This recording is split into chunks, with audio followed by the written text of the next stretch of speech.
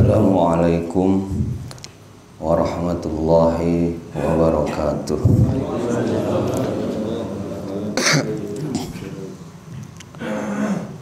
Alhamdulillah, alhamdulillahi rabbil alamin. Nahmaduhu wa nasta'inuhu wa na'udzu billahi min syururi anfusina wa min sayyiati a'malina. May yahdihillahu fala mudhillalah wa may yudlil fala hadiyalah. Asyhadu an la ilaha illallah wa asyhadu anna Muhammadan 'abduhu wa rasuluhu la nabiyya ba'dah. Qala Allah ta'ala fi kitabil karim wa huwa asdaqul qailin. A'udzu billahi minasyaitonir rajim. Bismillahirrahmanirrahim. Ya ayyuhalladzina amanu kutiba alaikumus syiyamu kama kutiba alal ladzina min qablikum la'allakum tattaqun. Al-ayat. Shadaqallahul azim. Alhamdulillahirabbil alamin. Di subuh ini kita masih diberikan kesehatan walafiat jasmani dan rohani, berkat limpahan rahmat dan berkah dari Allah Subhanahu wa taala. Subuh ini kita masih bisa menghadiri acara rutinan subuh keliling. Alhamdulillahirabbil alamin. Sholawat serta salam semoga tetap tercurah limpahkan kepada junjungan kita, Nabi besar, Nabi akhir zaman, penutupnya Nabi, yakni Nabi besar Muhammad sallallahu alaihi wasallam. Karena begitu banyak syafaat dari beliau, bahkan dari zaman dahulu, dari zaman jahiliyah, dari zaman nenek moyang kita, sebelum kita lahir, datuk-datuk saya lahir, Nabi telah menjemput umat Islam dalam keadaan jahiliyah menjadi jalan yang terang benderang di kehidupan yang penuh rahmat dari Allah, yakni ad-dinul Islam wal iman. Sudah lama sekali. Jadi sepatutnya tak putus-putus, minimal satu hari harus kita ucapkan di dalam hati, baik hati ataupun lisan, yakni sholawat kepada Nabi. Allahumma sholli ala Sayyidina Muhammad. Karena bukan hanya golongan manusia saja yang diperintahkan oleh Allah untuk bersolawat kepada Nabi, bahkan Allah sendiri pun bersolawat kepada Nabi besar Muhammad sallallahu alaihi wasallam. Apalagi kita, di mata Allah hanya besarnya sebutir debu, seperti debu.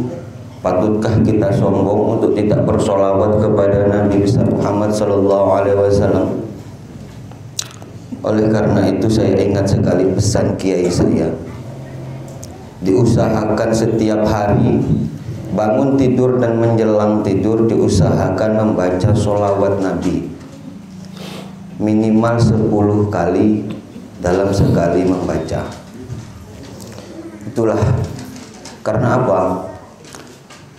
Ketika kelak di akhir hayat, di akhir zaman, di alam kubur, di alam barzakh, di akhirat kelak, yang bisa memberi syafaat kita, satu-satunya golongan, satu-satunya umat yang akan dijanjikan oleh Allah akan masuk surga dengan satu syarat, yakni hanya mencintai dan selalu bersolawat kepada Nabi Muhammad sallallahu alaihi wasallam. Allahumma sholli ala Muhammad.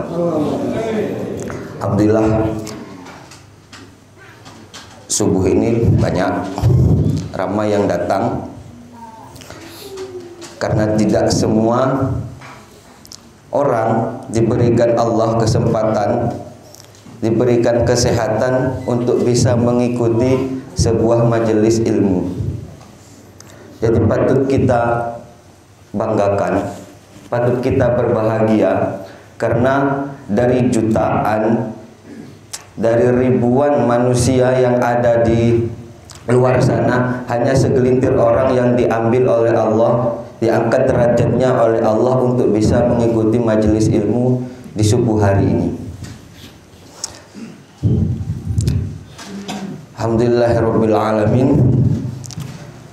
Sebentar lagi tak terasa, 1 bulan lebih, 1 bulan kurang lebih, 1 bulan hampir 5 minggu lah, kita sudah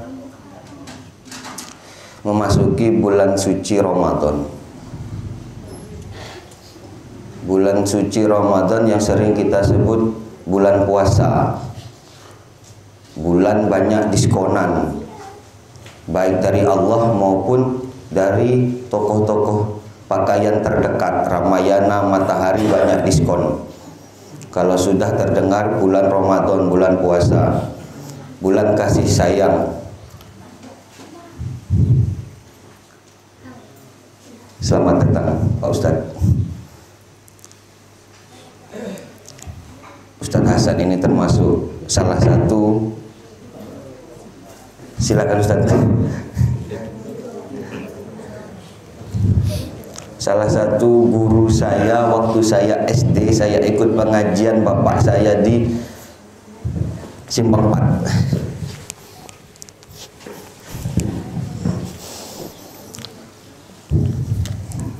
Sallallahu Nabi Muhammad. Sampai mana tadi Pak? Sampai bulan Ramadan. Nah, diskon.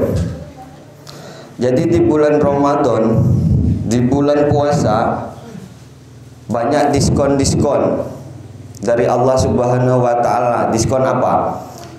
Yang pertama, dilipat gandakannya pahala.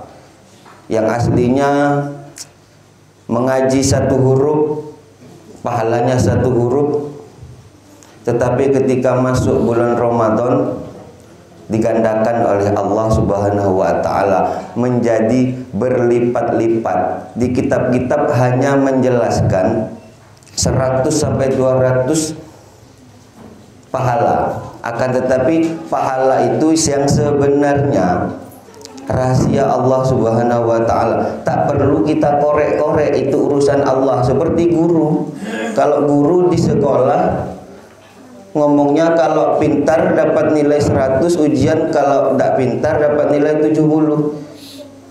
Itu hanya diomongan, kalau hatinya tak ada yang tahu. Sama dengan Allah,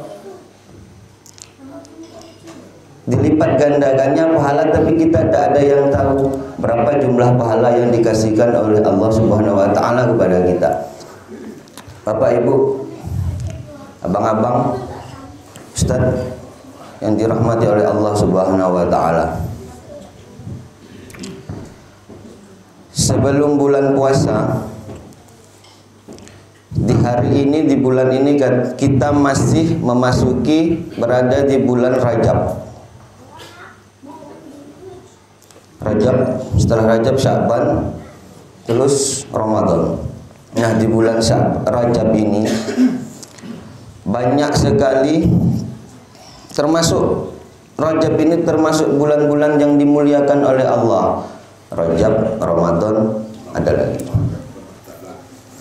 Nah, jadi kebiasaan umat Islam umumnya, apalagi di tempat saya dulu sampai sekarang di pesantren, jadi setiap memasuki bulan Rajab, kita di pondok diwajibkan untuk melakukan puasa sunnah bulan Rajab. 2 hari, 3 hari, itu yang diwajibkan. Yang disunnahkan 1 bulan. Untuk apa? Nah, ini. Sebelum memasuki bulan Ramadan, kenapa banyak kalangan dunia pesantren, orang-orang yang faham akan ilmu, mereka melakukan puasa sunnah di bulan Rajab? Nah, kali ini kita akan membahas 5 di antara ribuan persiapan kita memasuki bulan Ramadan. 5 kita ambil 5 saja. Nah, kenapa tadi saya bicarakan, saya katakan puasa di bulan Rajab? Karena yang pertama, di bulan Ramadan itu kita harus mempersiapkan datangnya bulan Ramadan itu yang pertama fisik. Kenapa saya katakan fisik? Puasa itu ibadah yang menggunakan fisik, kekuatan, tenaga. Dari subuh, azan subuh, menahan lapar,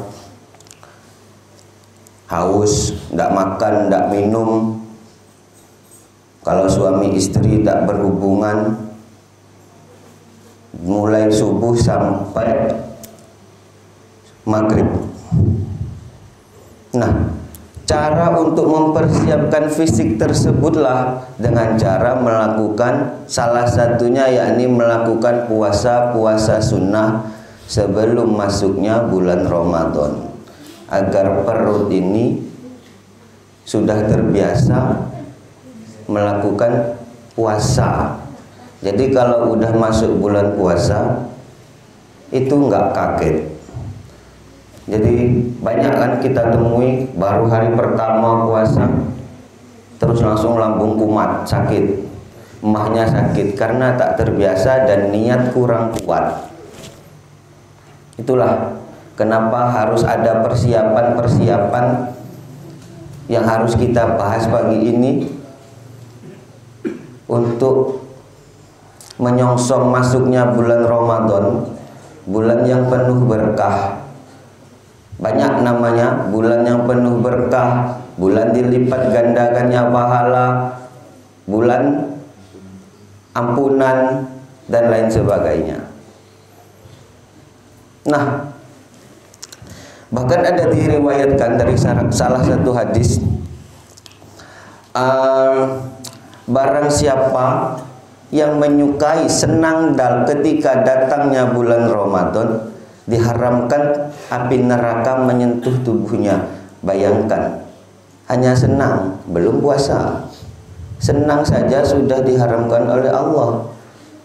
Badan kita disentuh oleh api neraka, apalagi kalau kita melakukan ibadah-ibadah, kita tingkatkan kualitas ketakwaan kita di bulan Ramadan sampai seterusnya, insya Allah. Bapak Ibu yang dirahmati oleh Allah, Allahumma sholli ala Sayyidina Muhammad.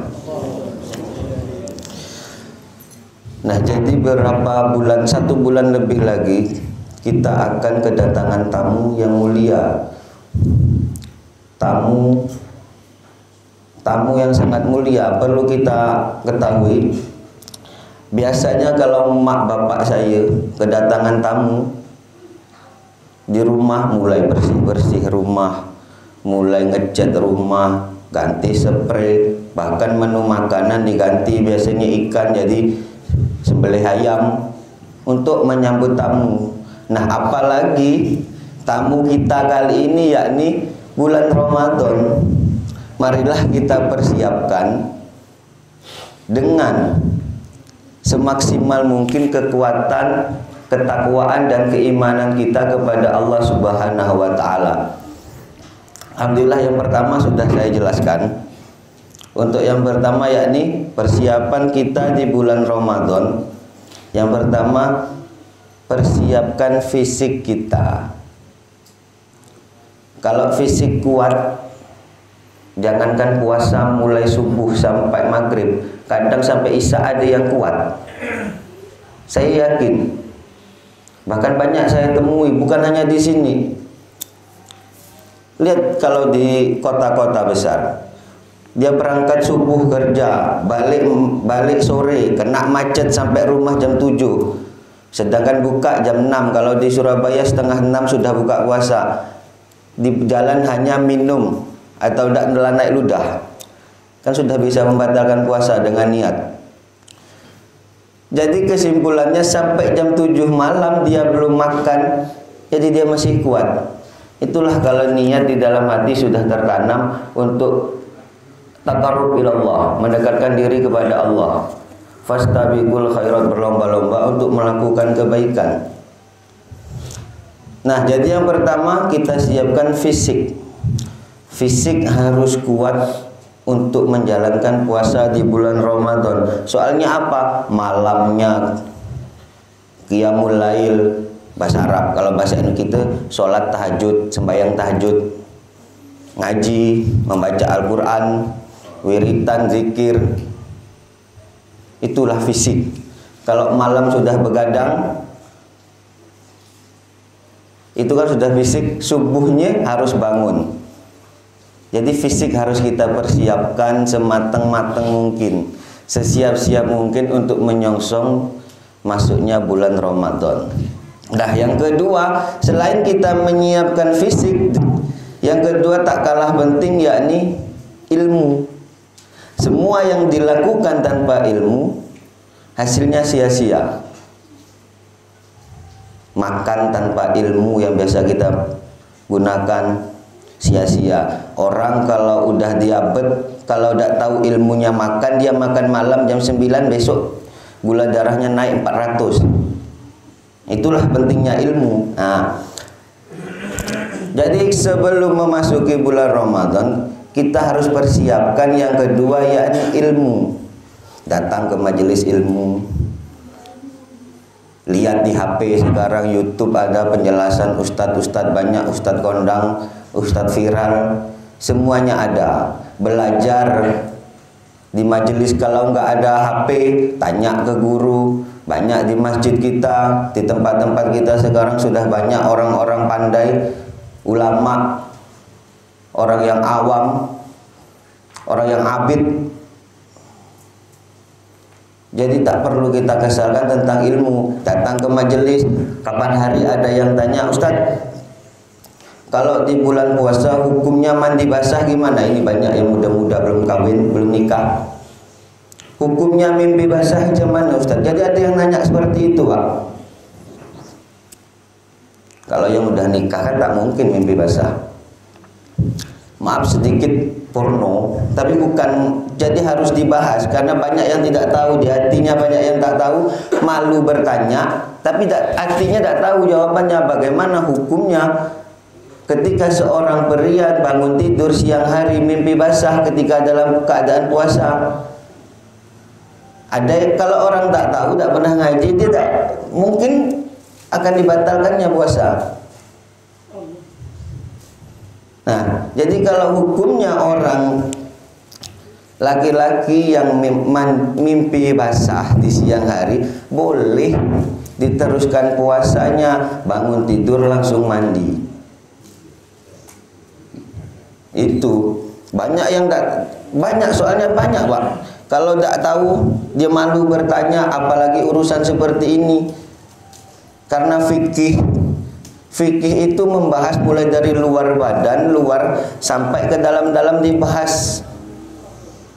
Nah, jadi mumpung yang malu bertanya, biarlah saya jelaskan terlebih dahulu. Terus bagaimana Ustaz hukumnya kalau yang sudah suami istri dekat-dekatan sama suami istrinya? Berdekat-dekatan tidak apa-apa, dekat-dekatan asal jangan sampai offset. Kalau sudah offset, Pak, dendanya apa? 60 hari puasa berturut-turut. Bayangkan 60 hari 60 hari puasa berturut-turut. Padahal kalau hari-hari biasa makan siang sama istri sama anak pahalanya lebih besar daripada jihad. Kita puasa 60 hari gara-gara offset suami istri. Bayangkan suami istri saja ada aturannya, apalagi yang belum suami istri. Mudah-mudahan berkahnya rajin jamaah subuh, rajin mengikuti majelis. Yang belum nikah segera nikah, ketemu jodohnya. Amin ya rabbal alamin. Allahumma shalli ala Muhammad.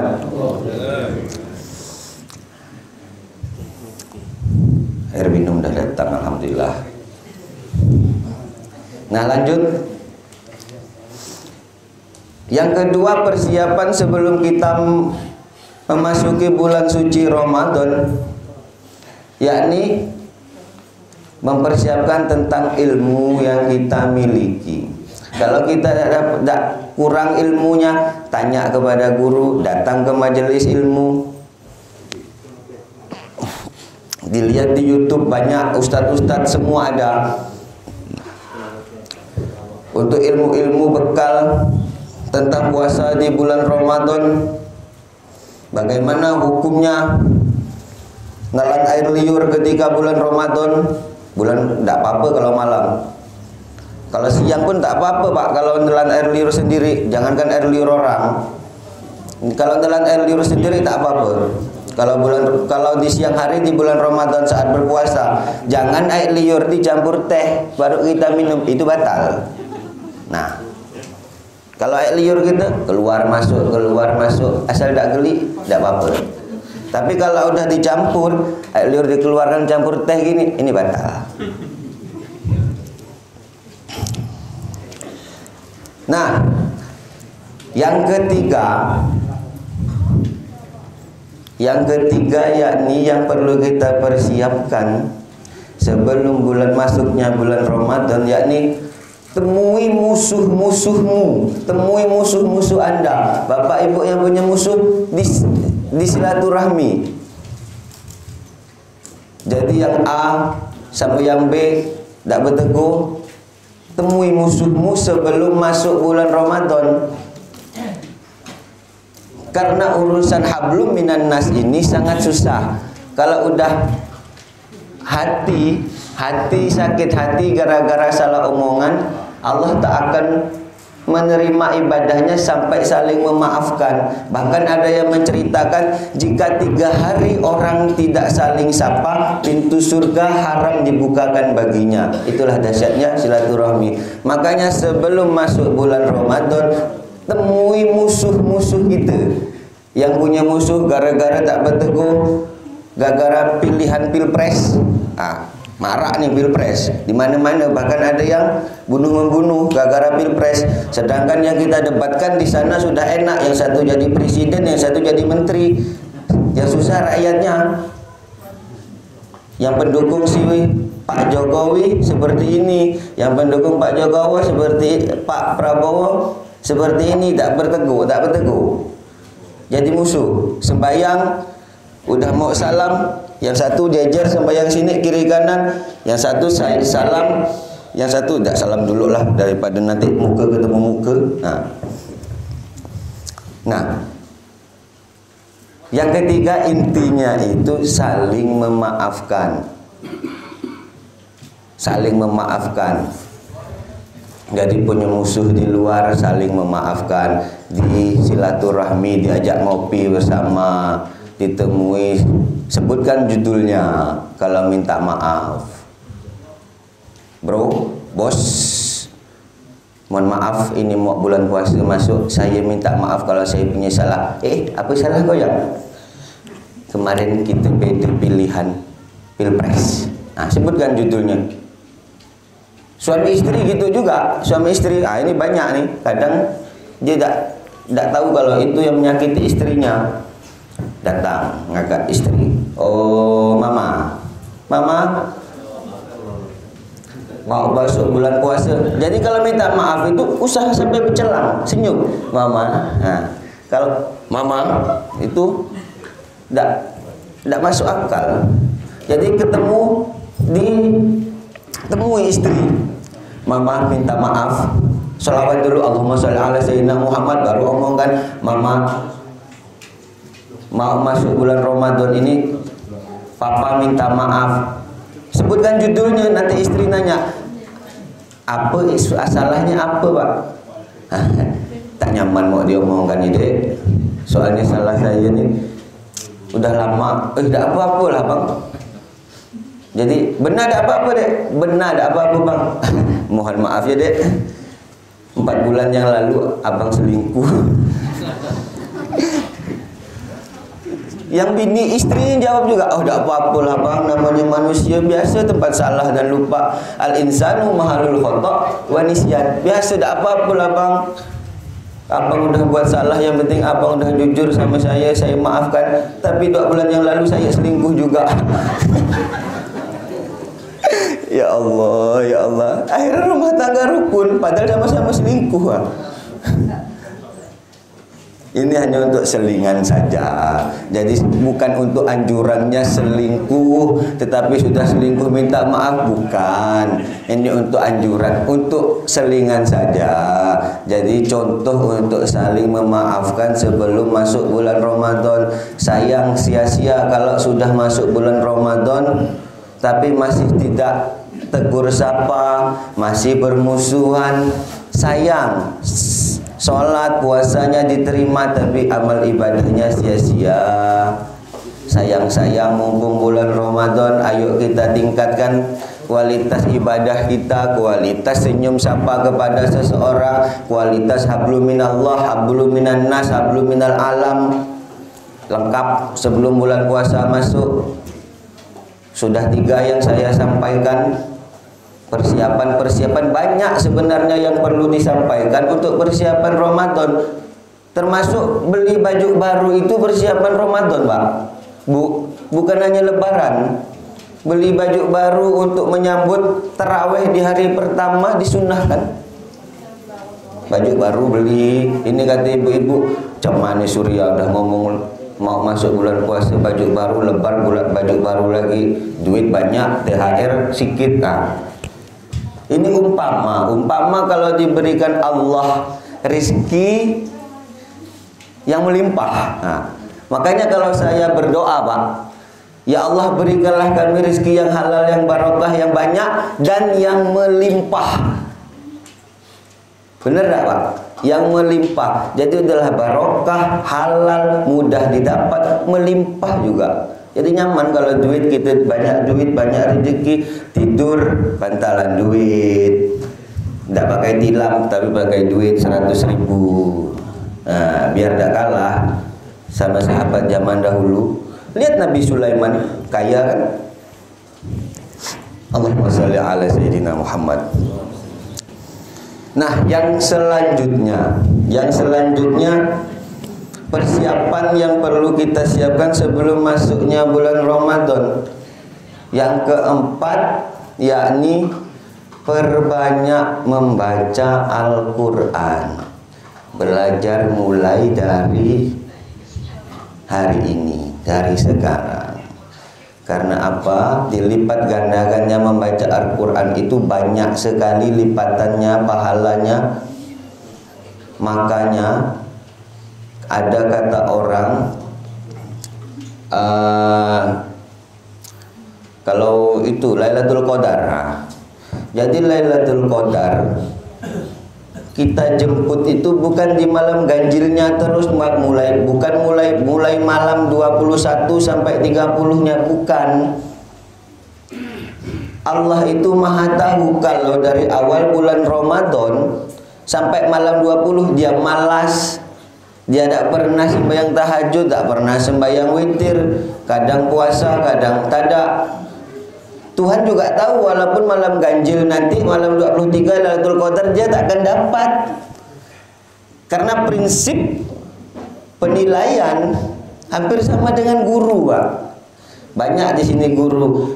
Kalau ada muridnya tiap hari malas, nakal, tapi ujiannya, ulangannya nilai bagus, mungkin tak dapat nilai 9 di rapot. Tak mungkin kan? Mesti dilihat dari hariannya, taqarrub ilallahnya, hubungan sesama manusianya, hubungan dengan Allah, banyak sedekah, banyak mengaji. Nah, yang keempat yakni memperbanyak membaca Al-Quran. Jadi mulai awal bulan Ramadan masuk tarawih hari pertama mulai genjot, langsung naik jet tempur istilahnya, langsung mulai membaca Al-Quran, Bismillahirrahmanirrahim, sampai capek. Setelah tadarus kan, setelah tadarus bersama-sama itu mengkhatamkan Al-Quran untuk masjid dalam 1 bulan. Kalau bisa kita dalam 1 minggu sudah khatam 1 kali. Sudah hatam 2 kali, 1 bulan nyaman sudah 3 kali, 4 kali, 10 kali. Kalau bisa seperti itu, diperbanyak membaca Al-Quran minimal 1 hari. Kalau emang sibuk benar, setiap hari sibuk, 24 jam sibuk, yang nganggur cuma 5 menit. Jadi kerja terus. Usahakan membaca Al-Quran minimal 1 halaman. Jangan 1 ayat terlalu sedikit, masin benar. Risau saya kalau baca Al-Quran 1 ayat 2 ayat tuh 1 halaman lah. Nah itu barulah lumayan. Sama Allah kok hitung-hitungan. Nah mumpung bulan Ramadan tingkatkan. Yang biasanya 1 hari setiap setelah sholat 1 juz, ini ditambah lagi setiap sholat sudah 1 juz. Kalau 5 kali sholat 5 juz.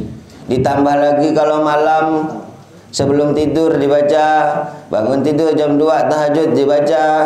Sudah 7 juz 1 hari, 3 hari sudah 21 juz, 4 hari khatam.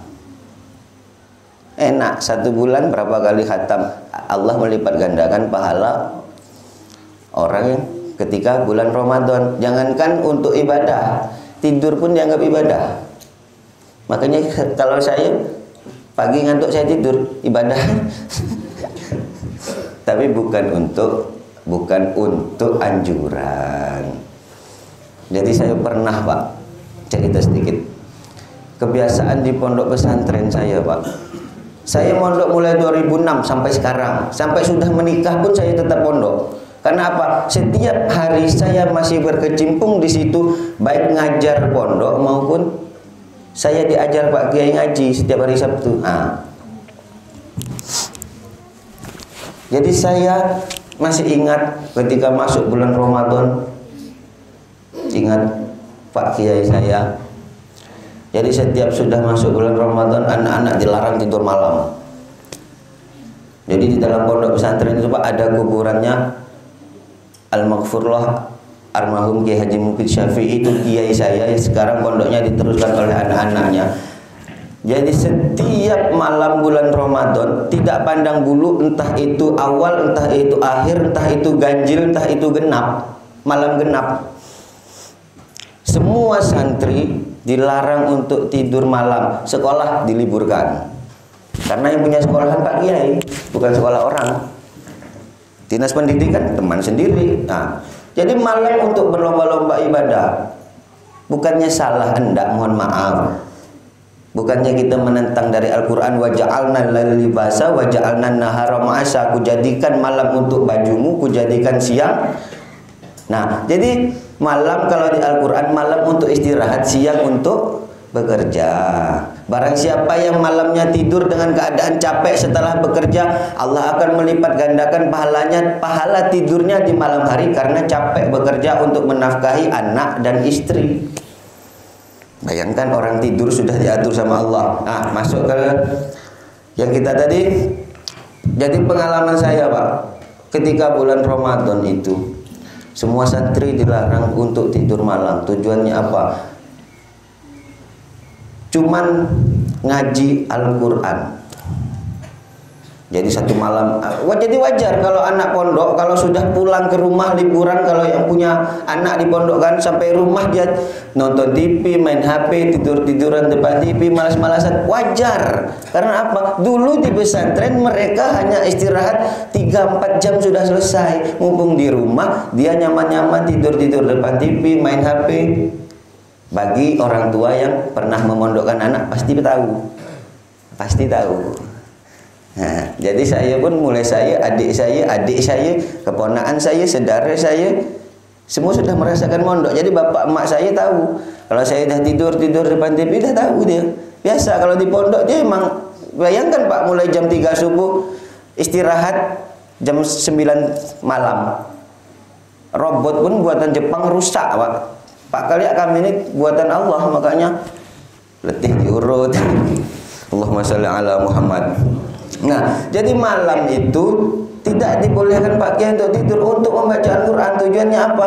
1 kali, 2 kali, 3 kali, kalau bisa 1 bulan santri itu bisa menghatamkan 10 kali Al-Quran. Jadi sekali duduk itu udah baca Al-Quran, lupa segalanya Pak.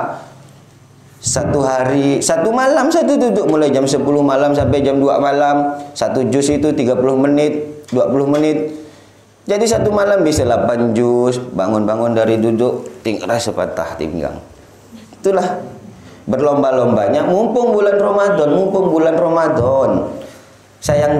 Sayang kan pahala dilipat gandakan satu huruf menjadi 10 pahala. Kalau udah bismillah udah berapa huruf? Nah, itulah mengapa yang nomor 4 bekal sebelum menyambut bulan Ramadan, yakni perbanyak membaca Al-Quran.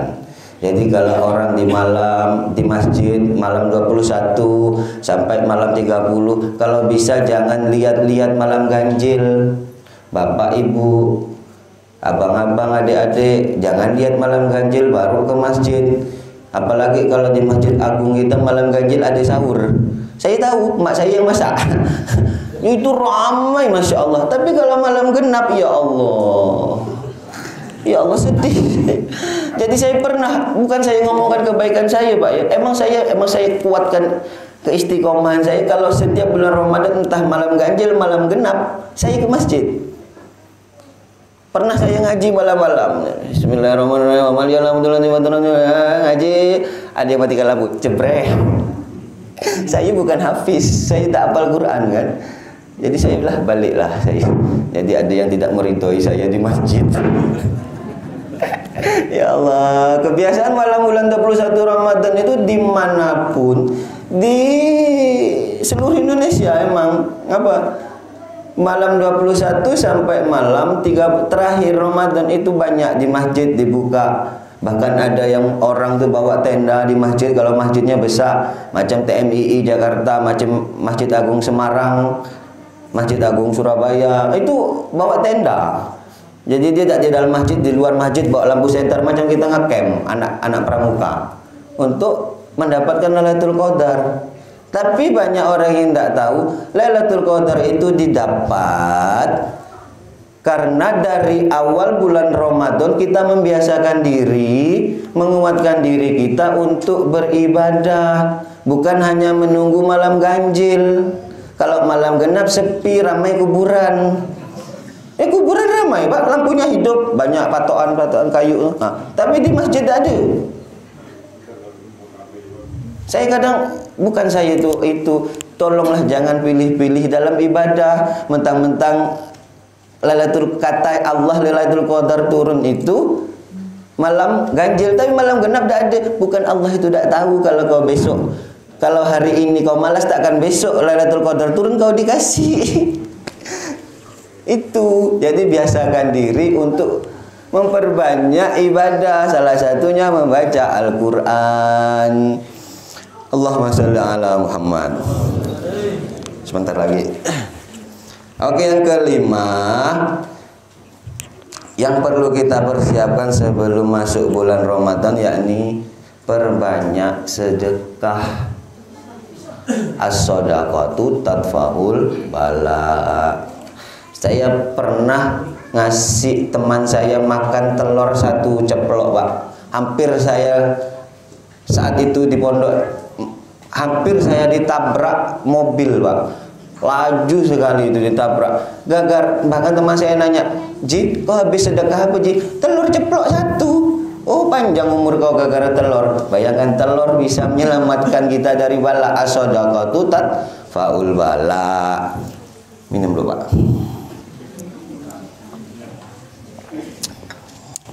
Nah, perlu kita ketahui sedekah ini, perbanyaklah sedekah untuk melipat gandakan, mendekatkan diri kepada Allah, memperbanyak amal ibadah kita. Soalnya apa? Tujuan hidup di dunia ini yakni meninggal. Kalau meninggal tidak ada sangu, tidak ada bawa bekal, tidak ada amal ibadah, cuma-cuma. Kalau hidup hanya untuk makan, untuk kawin, monyet di hutan pun segitu, makan, kawin, tidur, berak, selesai. Itulah bedanya kita sama hewan, dikasih akal pikiran. Yang merasa duit, rezekinya banyak, ini kita harus anggap rezekinya duit ya, bukan napas lain, itu lain. diberikan Allah uang banyak, mumpung sebelum bulan Ramadan, perbanyaklah sedekah.